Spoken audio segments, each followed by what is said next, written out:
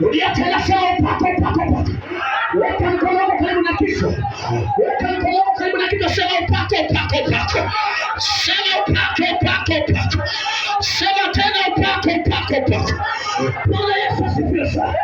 Anasema hivi katika kitabu cha Luka 4:18 mpaka 19, anasema amenitangazia kuwaacha huru waliotekwa na kutangaza mwaka wa Bwana uliokubalika.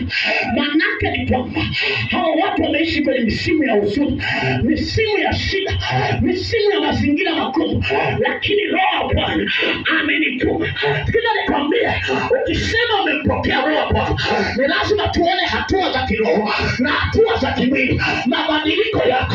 Ni kweli unanena kwa lugha, lakini lazima tuone unatembea au hautembei. Nasema kwa jina la Yesu, ikiwa hautembei, siku ya leo Bwana amenituma kuleta habari njema na kukufungua. Uanze kutembea, uanze kutembea, uanze kutembea, uanze kutembea. Hiyo biashara ianze kutembea, hiyo kazi ianze kutembea kwa jina la Yesu. Ianze kutembea, unayefungwa miguu uanze kutembea, uanze kutembea, uanze kutembea kwa jina la Yesu. Uanze kutembea.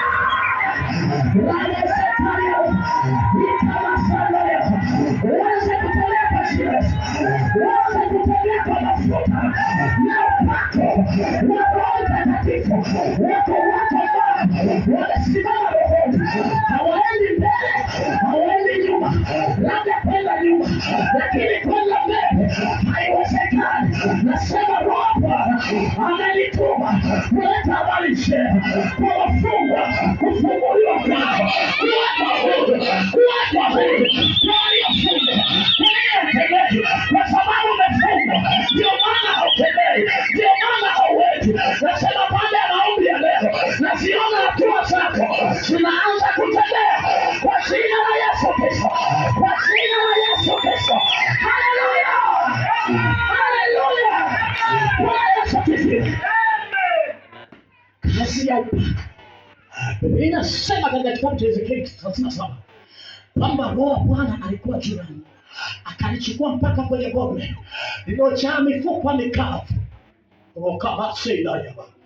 Bonde lililojaa mifupa mikavu. Asema Roho wa Bwana, unaandika Ezekieli 37 kuanzia mstari wa kwanza, utasoma pale. Asema naye akanichukua katika roho, akanipeleka kwenye bonde lililojaa mifupa mikavu. Unaposema mifupa mikavu, unazungumzia watu waliokata tamaa, watu waliopoteza tumaini, watu wasioona mbele wala nyuma, watu wasio na tumaini la kesho. Kuna mtu tumaini lake la kesho hamna. Yaani anapolala na amka anasema tu Mungu nisaidie, anaomba kusaidiwa na Mungu, lakini hata tumaini hamna, hata kesho haionekani. Anasema akanichukua mpaka kwenye bonde la lililojaa mifupa, akaniambia, je, mwanadamu, mifupa hii inaweza kuishi? Haleluya, haleluya. Kazi ya upako ni kuifanya mifupa mikavu iliyokufa, vilivyokufa vinafufuka. Kazi ya upako inafanya vilivyokufa, vilivyotengwa, vilivyokataliwa, kuvipa thamani, kuvipandisha tena, kuvinua tena. Biblia inasema ilikuwa mifupa mikavu, manake ni maiti hizo, tena sio maiti za leo, ni maiti za siku nyingi. Anasema akamwambia tabiri, naye alipotabiri mifupa ikasogeleana, nyama zikaja, damu zikaja, wakawa watu kwa jina la Yesu. Nasema leo vitasogeleana vyote vilivyo mbali kwa jina la Yesu. Amina. Kuna vitu vyako vimetawanyika, kuna mali zako zimetawanyika, kuna utajiri umetawanyika, kuna hazina imetawanyika.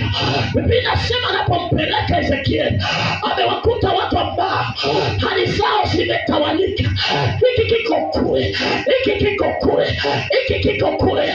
Akasema ya kwamba tabiri, Mungu anawahitaji hata watu ambao vitu vyao vimetawanyika, watu ambao wamekata tamaa, na wenyewe wanawahitaji upako na wataka. Haleluya, Bwana Yesu asifiwe.